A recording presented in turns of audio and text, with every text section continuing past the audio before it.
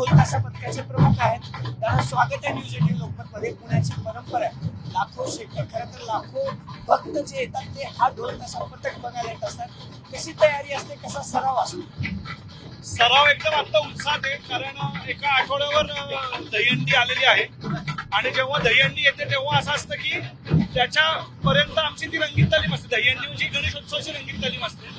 त्यामुळे यंदाचा सराव हा जो 10 जुलैपासून गुरुपौर्णिमेपासून सुरू झाला तो आता एकदम पीकवर आहे. आमचं सगळं वादन हे सेट झालेलं आहे. आता आम्ही एक फायनल हात मारतो.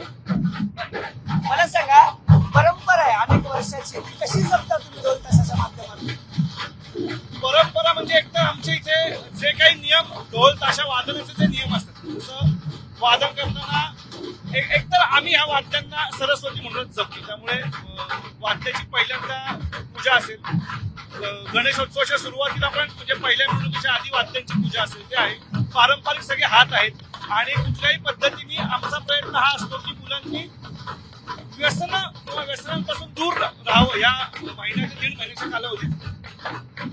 खरं तर आता एक वाद सुरू आहे की खरं तर एक गणेश मंडळ, एक ढोल ताशा पथक किंवा डीजे मुक्त गणेशोत्सव, कसं बघता? तुम्हाला मान्य आहे का? एकदम माझं प्रामाणिक मत विचारलं तर ही गोष्ट मला 100% मान्य नाही. कारण जेवढी पथकं वाढतील तेवढ्या जास्त पारंपरिक गोष्टी आपल्याला रस्त्यावर पाहायला मिळतील. आणि जो डीजेला काउंटर आपल्याला करायचं, तो काउंटर कशाने करणार? तो पथकांनीच करणार नाही. जेवढी जास्त पथकं असतील, म्हणजे आमचं म्हणणं असं नाही की 10-12 पथकं लागावी, पण जी पहिल्यापासून ज्या गोष्टी सुरू आहेत की जसं काही मंडळांना 3 पथके, काही ठिकाणी 2 पथके, मागचे महिनाभर मुलं अक्षरशः रक्ताचं पाणी करून सराव करतात. आज पुणे शहर वाढले, पुण्यातल्या पथकांची संख्या वाढली. पुण्यातल्या पथकांचा ऑन एन ॲव्हरेज आपण जर मुलांची संख्या बघितली तर 20 ते 25 हजार युवक युवती पुणे पिंपरी चिंचवड भागात सराव करत असतात. जर का कुठल्याही पथकावर जेव्हा रिस्ट्रिक्शन आलं किंवा संख्येवर मर्यादा आली, त्यात पण वाद्यांवर मर्यादा, अल्टिमेटली आम्ही जो एवढे जण मिळून सराव होता आम्ही वाजवणार पुढं. खरं तर पुणे शहराचा विचार केला ना, केवळ पुणे शहराचा, तर 170 पेक्षा अधिक ढोल ताशा पथक जे आहेत ते या शहरात आहेत. आपण पाहतोय की तरुणच नाही, अगदी लहान मुलांपासून खरं तर हे सगळे जवळपास 1-1, 1.5 महिना या ढोल ताशा पथकाचा सराव करतात. पुण्याला जी परंपरा आहे ना ती याच ढोल ताशा पथकाची आहे. कारण 2 दिवस खरं तरी पुण्याची मिरवणूक चालते आणि जगभरातून भाविक जे येतात, गणेश भक्त जे येतात ते याच ढोल ताशा पथकामध्ये येतात. आपल्यासोबत काही वादक आहेत, आपण त्यांच्याशी चर्चा करूया. दादा, नाव काय तुझं? मेहरबान सिंग. बर, खरं तर कधीपासून तू प्रॅक्टिस करतोस? कधीपासून ढोल वाजवतो? Just 1 year. One year. Yes. मजा आता है क्या? Yes. अच्छा, दोस्त क्या बोलते हैं? जैसे आप महाराष्ट्र में, आप कहाँ से हो? मैं प्रॉपर पंजाब से. अच्छा, फिर भी आपको मतलब ये लाइक करते हो आप? Yes. अभी कितने साल आगे तक करोगे?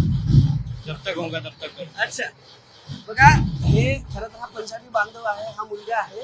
आपल्यासोबत महिला सुद्धा तितक्याच ना, अगदी 1.5 महिना जसं त्यांनी सांगितलं की रक्ताचं पाणी करतात. ताई, कधीपासून येते या ढोल ताशा पथकात? मी पहिल्या वर्षी हा माझा हा. मी पहिल्यांदा ह्या वर्षी ह्या पथकात आली आहे. बरं.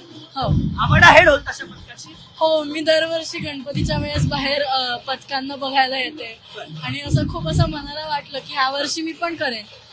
तर ह्या वर्षी मी ढोल ताशासाठी आली आहे. ही जी दृश्य आहेत ना, तुम्हाला या 1.5 महिना पुण्यातल्या प्रत्येक रस्त्यावरती अनुभवायला मिळतील. ताई, कधीपासून येते तू ढोल ताशा पथकात? पहिलेच वर्ष आहे माझं. मजा येते का? खूप जास्त काय कष्ट किती करावे लागतात? कष्ट म्हणजे आता बाप्पासाठी सगळेच कष्ट सारखेच आहेत आणि पहिल्याच वर्ष आहे माझं या पथकात.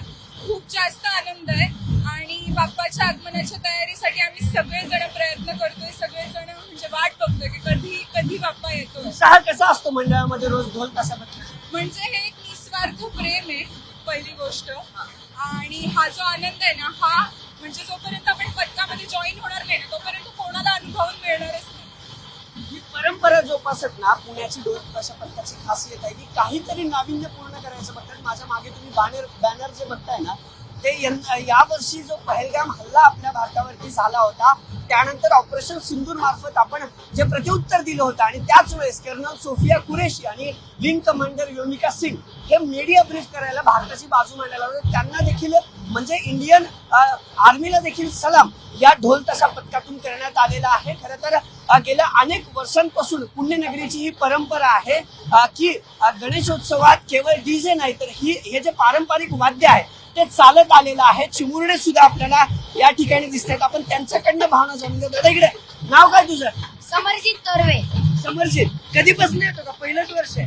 नाही, 3 वर्ष किती काय झाली. म्हणा, हा? 3 वर्ष झाली. बर. कसं वाटतं? मजा येते काय करतो? हो, भरपूर मजा येते. वगैरे येत नाही का रात्री? नाही, येते बसते येते. मग आता किती वर्ष करायची इच्छा आहे तुझी हे सगळं? मोठं असतोपर्यंत बर आयुष्यभर ते. बर.